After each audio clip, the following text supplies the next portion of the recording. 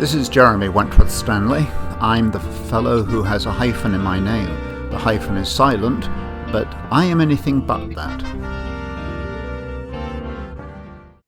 Respectonomics brings you Living Journey. And Living Journey is the platform on which we discuss and think about how do we best communicate to ourselves in a manner that allows us to provide the best of our own potential and the best of our being. We've used in these past sessions, we have been using the concept of the prism. The prism is when you shine light through a prism and it divides itself out into different colors. My name is Jeremy Wentworth-Stanley. I'm your voice and your year of Respectonomics, and repeatedly have said, whatever inputs you have, feedback you have, comments you have, criticisms you have, all the ups and downs, send them in. Jeremy@respectonomics.com. I want to be very clear with you on one thing about Living Journey. Living Journey has two concepts to it. One is that it's for living. We are living human beings. And sometimes I think we even forget that we are living. Journey is the one that we are all on. Each and every one of us is on a journey. And the purpose of Living Journey is to be able to provide help, tools, ideas, vistas, all kinds of things that enable you to maybe reset the direction of your journey, maybe to entrench your journey, maybe to accelerate your journey, but whatever way it is, to be able to bring the journey of life back to you and look at the different ways we can live it out.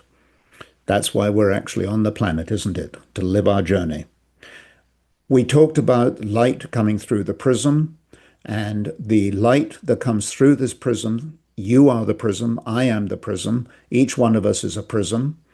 Respectonomics' job is to look at the colors that come through from that shaft of light, but each and every one of us has to discover and explore what is the source of that light that can come into our life. That source might be nature, it might be providence, it might be faith, it might be humanism, it might be universalism. There are any range of isms and IT-wise, that you can bring, that can shine this light into your life. And we shouldn't hesitate to do that we can look at ourselves and say, to our source of our source of energy, to our source of compassion, to all the sources that we rely on and which we have that confidence and that trust, that faith, to look at that source and say, shine it on to us. Do you know there's an old LP record from Procol Harum, and this goes back to the 1960s, I believe, and they have one album which is called Shine On Brightly. So why don't we shine on brightly? We do that by letting that light come into our lives. When you let the light come into your life, that light then goes through this prism, which is you, and it divides itself out into the colors of the rainbow. Now, the colors of the rainbow, we all know, are red, orange, yellow, green, blue, indigo, and violet. It spells Roigbiv. You probably learned that in some physics classes. We've taken each of one of those letters, the R for red, for example, and translated it into what does it mean to us as a human being? What is the color that we would show that represents, in that case, the red color? And the R, of course, stands for respect. The O stands for openness. The Y stands for you, meaning YOU. G stands for grow. B stands for balance. I stands for identity. And V stands for victory. All of those have been discussed, the respect, the openness, the you, the grow, the balance, and the identity. They have already been reviewed and discussed, assessed in our previous rollouts. So this is the last one on this one, and it's called Victory, V for victory. Before I get into that, I want to also point out that Living Journey will be starting a new series, still going to be called Living Journey, in which we are going to identify the points of the compass, which is in each of us is who am I, where have I been, and where am I going? And we're going to explore those 4 points of the compass into each point of your own life, which is divided into 3 of body, mind, and soul. So we're going to be looking at that. But this one is the prism. This is the prism of you, the light that shines into you that produces these beautiful colors. But remember one thing. If one of those colors is withdrawn, so if, for example, we took out identity, just take out identity, it's got a rainbow-like quality to it in the sense that if you take one color out of a rainbow, the rainbow will collapse. It'll go away. It'll disappear.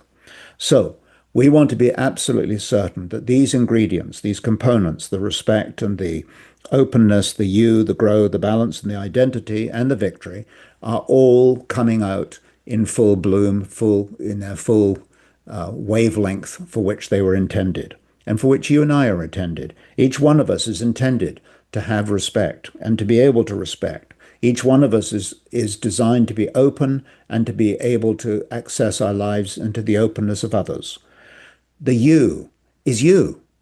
How important it is to come to grips with the fact that you are you and that you are entitled to all of the benefits, the attributes of the human being.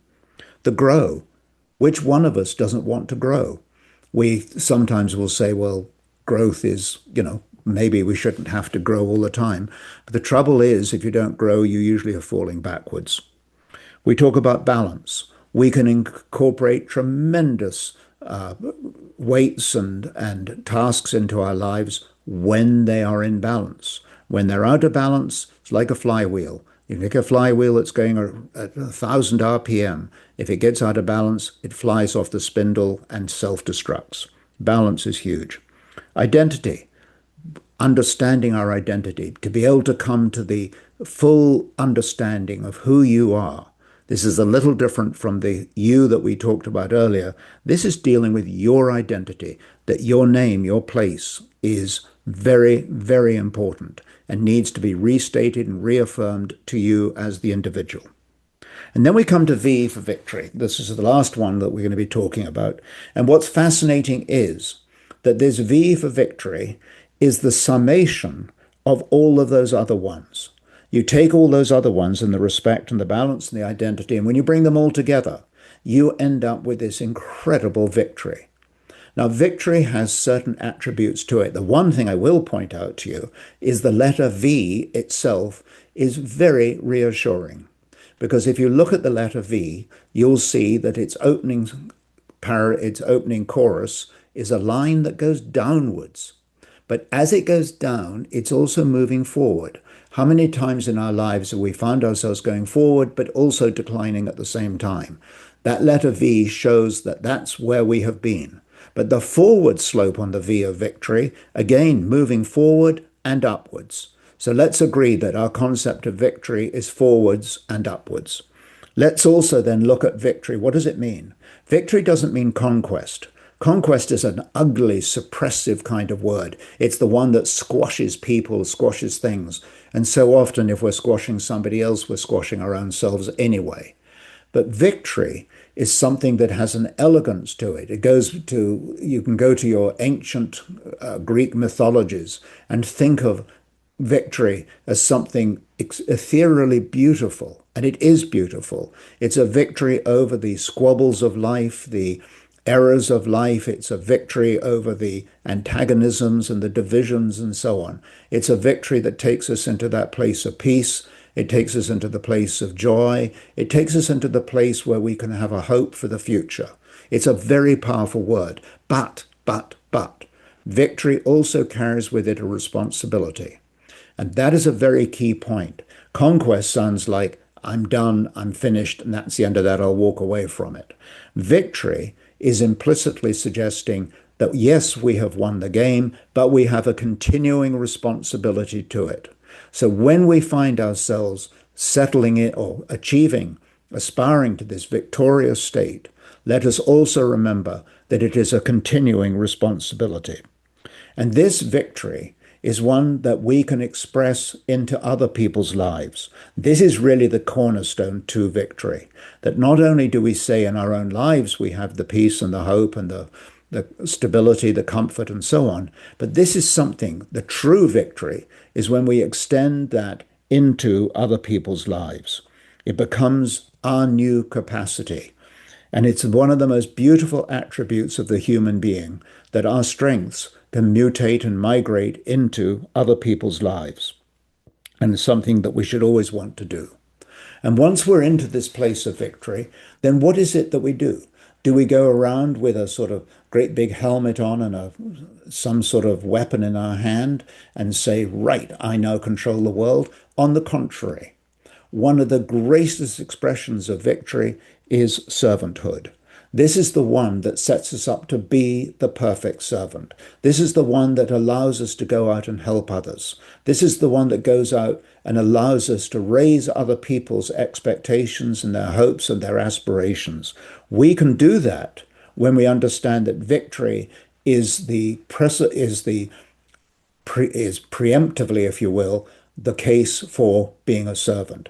Being a servant creates tremendous honor, tremendous glory, tremendous benefits, and comes from being that willing servant. In truth, when we go in and lord it over somebody, it's at the most fleetingly successful. But when we go into a relationship with a concept of servanthood, we in fact are the ones who will have the finest victory. We will have the greatest gain, we have the greatest comfort, we have the greatest peace that comes with that.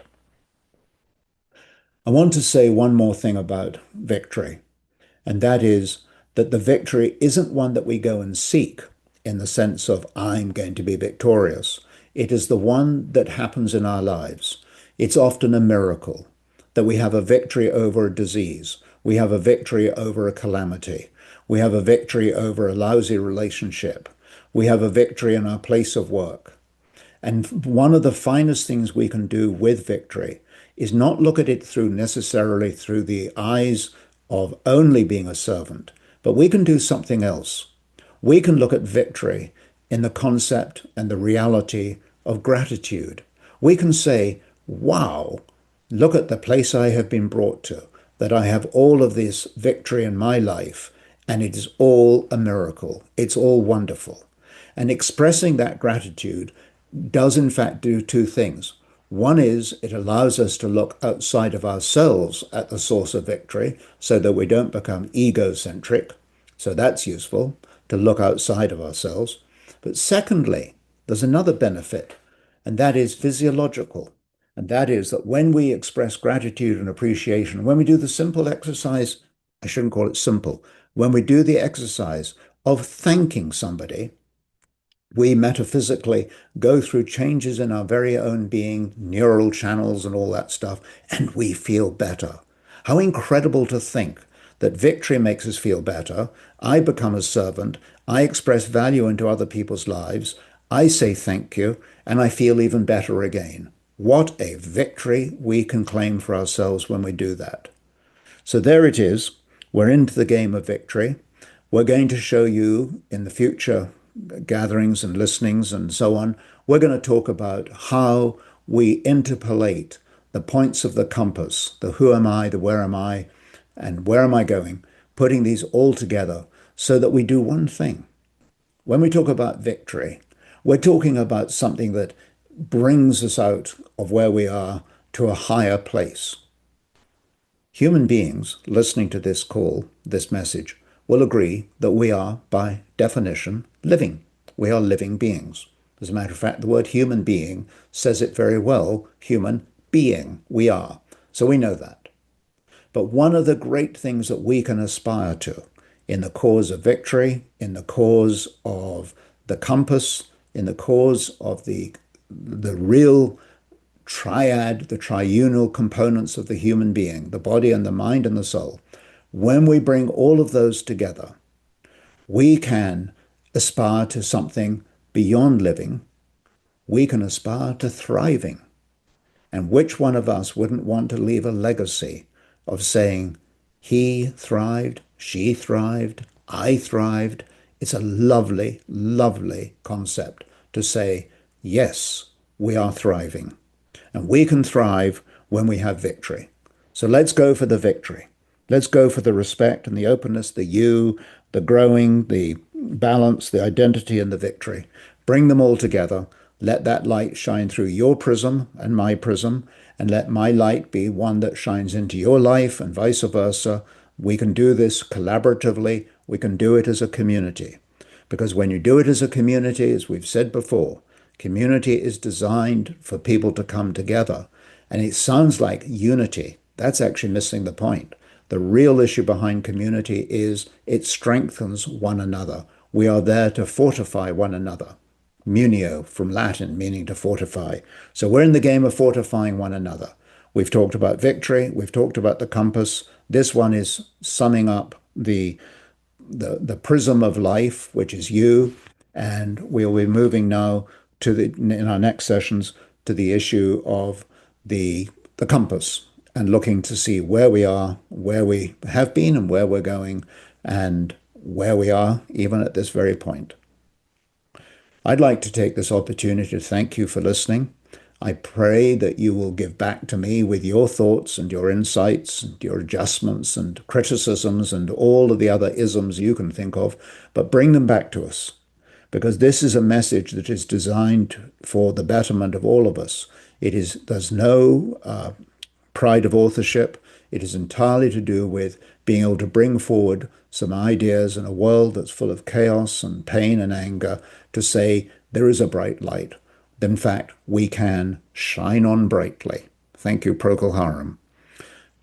The way to get hold of us is Jeremy at respectonomics.com. Jeremy, Jeremy, Jeremy at respectonomics, respectonomics.com. Jeremy at respectonomics.com. Feel free any time of the day or night. Send in your information. We will reply. And in the meantime, understand that our services, our offering includes workshops, consultations, speeches, presentations, and maybe some other things that you would like. But we can talk about that. Let us agree that the victory is the name of the game. It is within each and every one of us to secure that victory. And as we secure it within ourselves, it is we who can actually claim that final laurel of victory. Thank you so much for listening, and enjoy your victory.